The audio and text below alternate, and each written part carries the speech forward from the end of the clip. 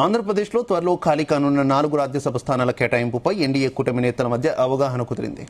ఇక టీడీపీకి 3, జనసేనకు 1 స్థానం కేటాయించాలని నిర్ణయించారు.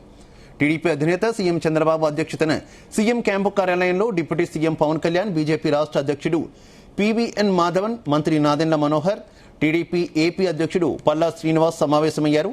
2 గంటలకు పైగా ఈ భేటీ కొనసాగింది. కూటమి ప్రభుత్వ 2 ఏళ్ల పాలనా విజయాలు, అలాగే ఎస్ఐఆర్, రాజ్యసభ స్థానాలపై ప్రధానంగా చర్చించారు. రాజ్యసభ అభ్యర్థుల పేర్లను టీడీపీ, జనసేన త్వరలో ప్రకటించనున్నాయి.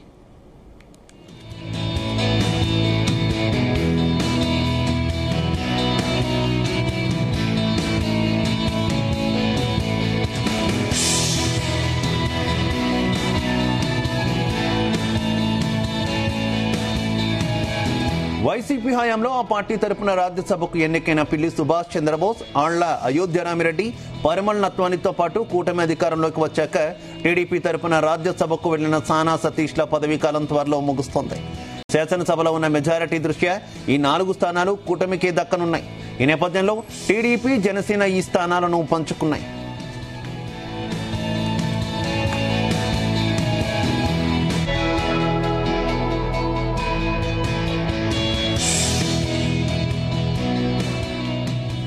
గతంలో వైసీపీ తరపున రాజ్యసభ సభ్యులుగా ఉన్నటువంటి ఆర్ కృష్ణయ్య, బీదా మస్తాన్రావు, విజయసాయిరెడ్డి, మోపిదేవి వెంకటరమణ కూటమి అధికారంలోకి వచ్చాక తమ పదవులకు రాజీనామా చేశారు. ఆ 4 స్థానాల్లో 2 బీజేపీకి కేటాయించి టీడీపీ 2 స్థానాలు తీసుకుంది. ఆర్ కృష్ణయ్య బీజేపీ నుంచి రాజ్యసభకు వెళ్లారు. విజయసాయిరెడ్డి ఖాళీ చేసిన స్థానంలో బీజేపీ నాయకుడు పాక సత్యనారాయణను ఎంపిక చేశారు. బీదా మస్తాన్రావు టీడీపీలో చేరగా ఆ స్థానాన్ని మళ్లీ ఆయనకే కేటాయించారు. మోపిదేవి వెంకటరమణ స్థానంలో సానా సతీష్ రాజ్యసభకు ఎంపికయ్యారు.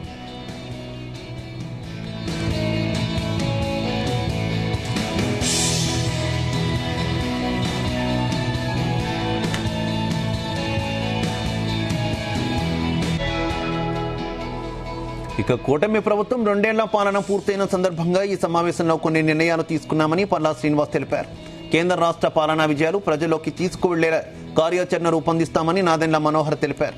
సంక్షేమ కార్యక్రమాలపై తిరుపతి, అమరావతి, విశాఖపట్నంలో బహిరంగ సభలు నిర్వహించనున్నారు.